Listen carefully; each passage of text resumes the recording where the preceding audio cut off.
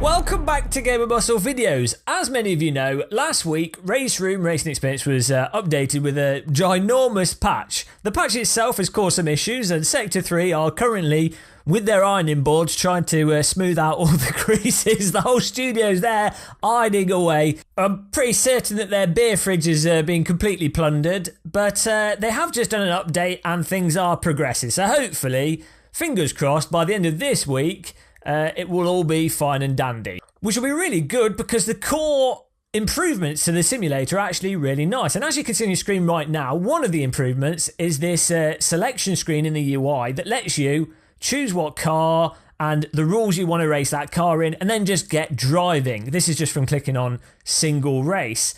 Previously, you had to go into menus and click through DTM and everything else. So it's a lot faster now if you've just got, say, 25 minutes to jump in your sim rig and escape your partner, or just to pretend that there's no important things to do in life. You can now just load this up and jump straight in. And it's a lot more streamlined.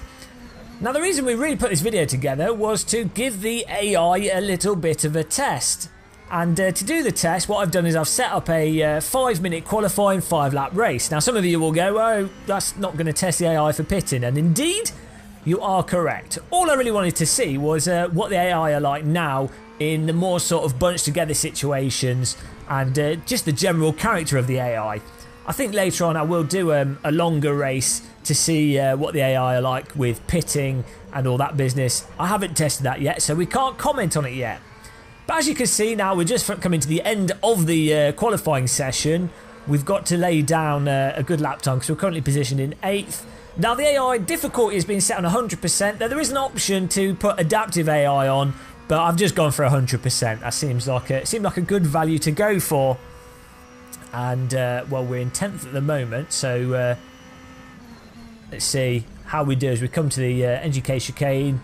Launch the car through there. This DTM car has so much grip. It's quite fantastic. You can imagine taking one of these out to Asda whilst doing your shopping.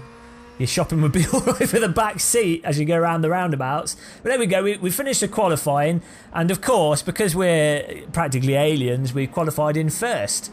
Maybe we should have put the AI on harder. The options, as I say, are you've got adaptive AI, or you can manually put it up to 120%. Though from my past experience with Race Room, 100% generally worked out quite well. Revving the engine for the race start, here we go.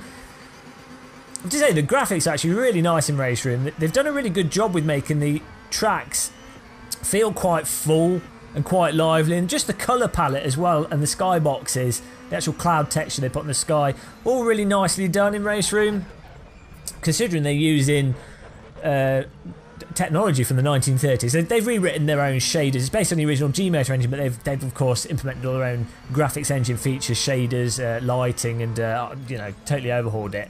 But it's quite nice what they've done with it.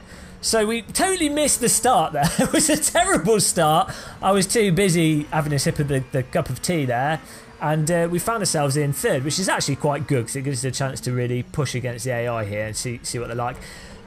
And talk a bit about this DTM 2016 car. Really, it's pretty similar to the 2015 car.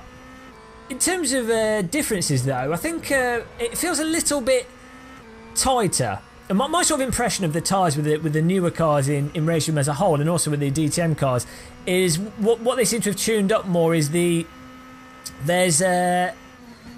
got a tighter initial grip to them, which lets you get a lot of bite and turning control, and also gives you a really big sense of downforce and the car actually sticking to the road. But the point at where when you go over the limit seems a lot tighter, and when you go over it you do slide a little bit more.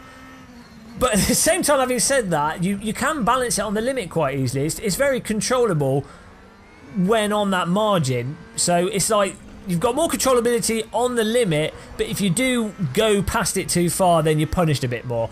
It's really hard to concisely and accurately describe car movements. You'll also notice there, I'm not sure how clearly it comes from the video, but the force feedback is really nice and crisp as well. And you do get a really good feel for the loading of the car, the actual the rear of the car and how to correct that. But you also get really nice sort of bumps and jolts coming through the road. You can set up the force feedback to your taste, and I've got it set up a little bit over the top in Race Room, but I find it really immersive like that. I know it's a little bit cheesy how I've set it up, but it's nice having the jumps and bolts there, and also getting that through a consumer wheel. You kind of get that if you've got a direct drive wheel like an OSW and AccuForce. You get all those jumps and bolts and jumps and bolts. What do I mean by bolts? The sort of jumps and jolts. Let's say jolt with a B. You get those jumps and jolts with an AccuForce wheel, and you'll see it in real world cars in any of the simulators because it's got the torque there to do it.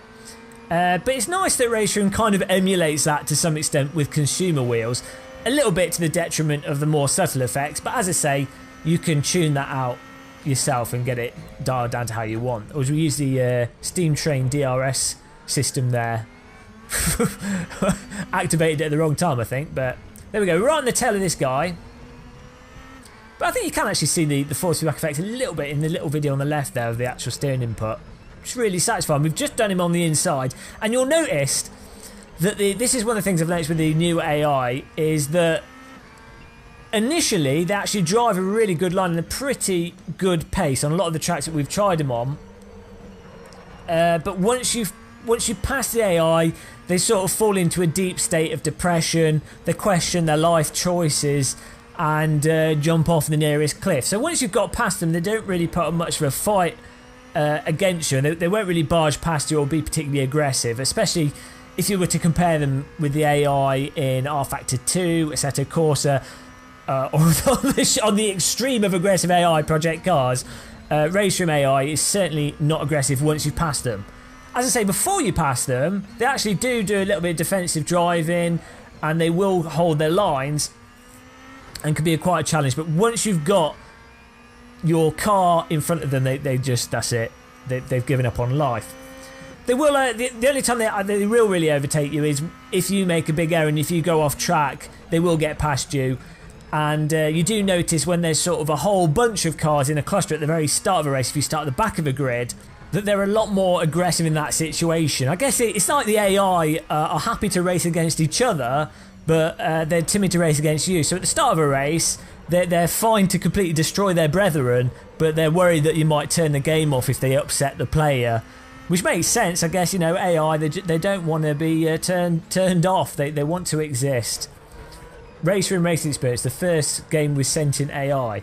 From a design perspective, though, what it does mean is you're going to be a lot less likely as a player to have situations where the AI is barging you off the road.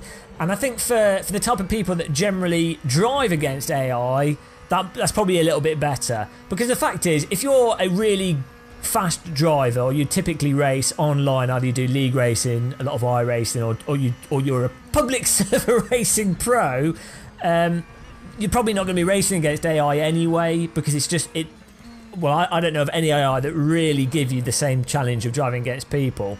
So it's probably better for Sector 3 to put it more on the safe side. And as you know, as I say, Project Cars I think was particularly bad for this with their AI, in that the AI don't have too much of an awareness for the player. They're out to kill you. They smell blood and they go for it. Whereas the Race Room AI are just chilled out. They're the sort of Swedish chilled out AI, where the Project Cars AI are like city bankers. They don't care. They're going for the kill, whatever the consequences. It doesn't matter. So that aspect of Race Room AI, I think it's nice. Personally, I'd like them to be a little bit more aggressive, but I can see why they've done it how they have, and at least it's less frustrating. And we are struggling to keep up and overtake this first place guy. He's gone. He's gone, and he's causing us to focus. And actually, I found through doing tests with the AI, though that, as I said, they don't put up the biggest of battles, what I did really enjoy was just the nature of using the AI to polish up your lines of a track and get used to a car that you're not particularly familiar with. And then you do actually find yourself getting quite focused in terms of you get into that sort of racing mentality, and it's just there that you can load up. Obviously, you've got a public server, you have to time it. If you're doing league racing, you have to plan it. So it's nice to be able to just jump in and get a sort of race scenario. Now, of course, it's all very well starting at the front of the grid after qualifying, but I thought let's jump in at the back of the grid and put an absolute ton of cars on. I think you can have up to like 60 cars on some tracks. We set 26 cars here, so 27 grid with us, and we started at the back on good old Brands Hatch. Again, fantastic model, fantastic skybox. I'm not sure what the blue stuff is, but you know, can't expect Sims to get everything right. But here we are, the absolute back, coming down this incredible track. I love Brands Hatch. Just, you know, nice and hilly, tight corners, plenty of spaces to drive into walls. Fantastic circuit. You see the AI having a bit of trouble around Druids there, but mostly getting through it. And, you know, if this was a 27-car race on a public server, there would be people in hospital. There'd be limbs all over the road. So, pretty good. And, of course, we are running... This is the club tight circuit. Again, the AI having a bit of struggle there. I'm not sure what happened. Bit of a traffic jam. It's like driving on an English motorway, really. But we've got through there, first lap, and we're piling on through. So the AI on 100%, and you can see that further back down the grid, they're a little bit slower. But you also notice there's a lot more jostling going on. This is what I was saying earlier. When you've got more cars on, and when you're further back in the first couple of laps, it seems like the AI actually puts up more of a fight. They're still really timid once you've passed them, but as you're getting up to the point of passing them, they seem to put up a fairly decent fight. I think if you do online racing, you're used to racing against people, it's not close to that at all. But if you just wanted something, if you're new to racing and you want something that's pretty good and will train you up to getting more competent with driving with other cars, I think it's really good and actually quite satisfying. I genuinely, and I was really surprised, I actually had quite a bit of fun driving against the AI in this, which is a surprise because I don't normally like AI. And what this has really encouraged me to do actually is to go, I'm going to go through each of the simulators and try the AI in all of them and just give them a bit of a comparison, because it's something I just don't really look at. Now, of course, the next test for Race Room Racing Experience will be to do a proper race, actually record it, and we'll see how the AI fare at 100% or so in an actual full-length race situation rather than an absurd 5-lap sprint race. But hopefully this video is giving you an AI idea. What is going on in my head sometimes? I just don't know. Being dropped on the head as a baby has certainly had caused a few problems here or there. But this is hopefully giving you an idea as to what the AI is like now, following on for the big update that Race Room have done. Look out for our next video where we will do a proper race. And if you enjoyed this, of course, click the like button and subscribe if you haven't subscribed to the channel. Check us out on Twitch, Twitter, and all the other social media.